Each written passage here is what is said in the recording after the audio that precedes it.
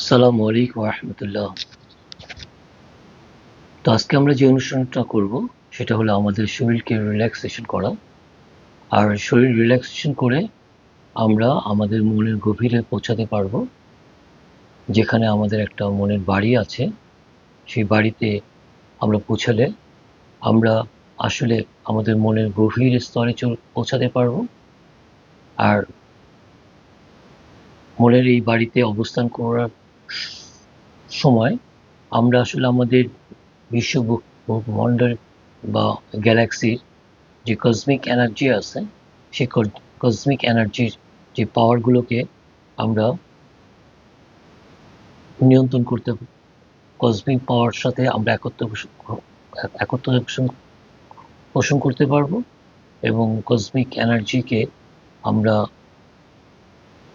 আমাদের দেহের ভিতরে এর যে উপকারিতা আছে তা লাভ করতে পারবো, এবং আমাদের শরীর আরও বেশি এনার্জাইজড হবে এবং আমরা আরও বেশি উপকৃত হব।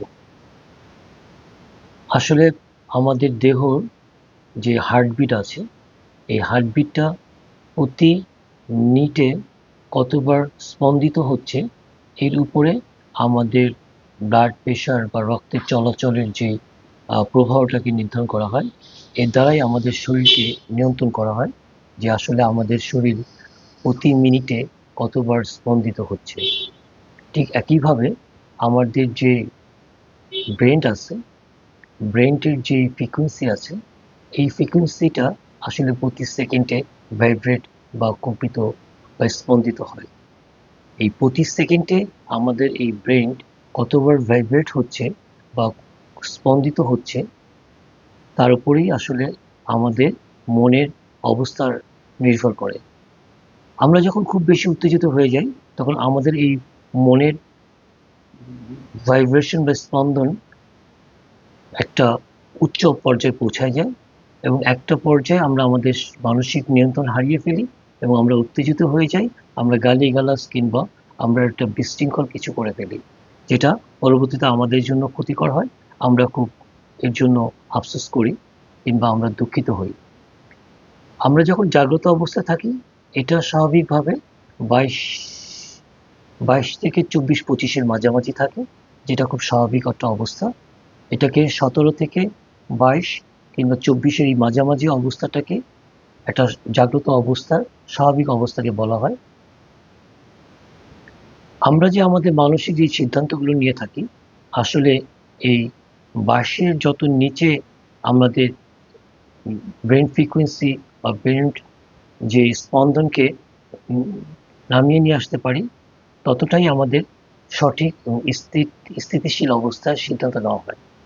তাই আমরা এই 22-এর যত নিচে আমরা যেতে পারবো, ততই আমরা আমাদের মনের গভীরে পৌঁছাতে পারবো, আমাদের দেহ মন শান্ত অবস্থায় থাকবে।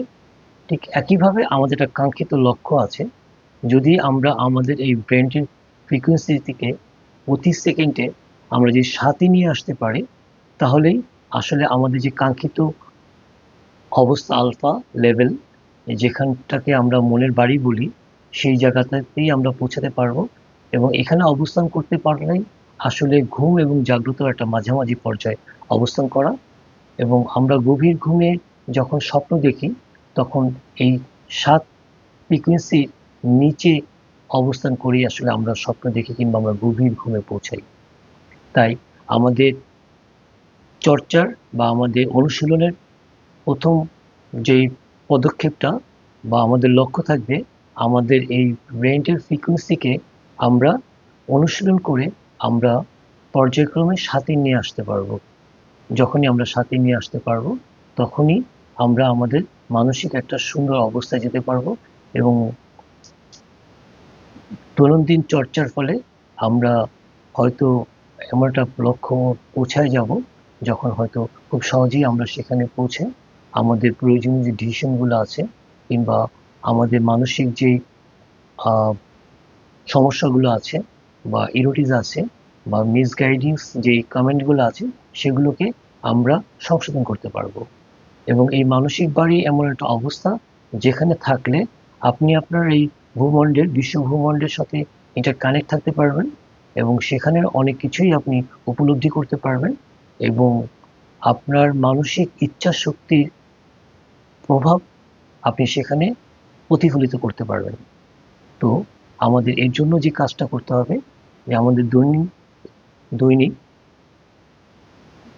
৫, ৭, ২০ মিনিটের মতো এই শরীর এবং মনের সাথে একত্র হওয়ার যে অনুশীলনটা, এটা করতে হবে এবং আমরা এভাবে করতে করতেই আমরা আমাদের মানসিক এক শক্তির উপলব্ধি করতে পারবো এবং সেটা নিয়ন্ত্রণ করে আমরা আমাদের অনেক সমস্যার সমাধান করতে পারবো। তাই এটার জন্য যেটা আমাদের প্রথম প্রয়োজন, সেটা হলো আমাদের মানসিক দৃঢ় বিশ্বাস যে আমি পারবো, বা আমি যেটা চিন্তা করতেছি, আমি যেটা বিশ্বাস করতেছি, সেটা আসলেই বাস্তব, অমূলক কোনো কিছু না, অমূলক কোনো ভাবনা না। আমার নিজের উপরে বিশ্বাস, আস্থা আনতে হবে।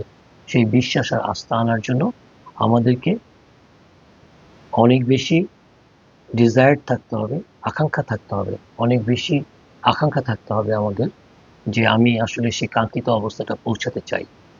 এবং আমাদের এই ডিজায়ারনেস এবং আমাদের নিজেদের প্রতি বিশ্বাস, আত্মবিশ্বাস, আমি যা ভাবতেছি, যা করতেছি, যা বলতেছি, এটা আমার উপকারের জন্যই, এবং আমি নিজের পরিবর্তন চাচ্ছি, কিংবা আমি আমার মানসিক শক্তিকে বৃদ্ধি করে আমি নিজে, আমার পরিবারের এবং বিশ্ব জগতে আমি উপকার করতে চাই, এবং আমার যে মানব জন্ম, এই মানব জন্মকে আমি সার্থকে রূপান্তরিত করতে চাই। তো ধন্যবাদ আমাদের সাথে থাকার জন্য।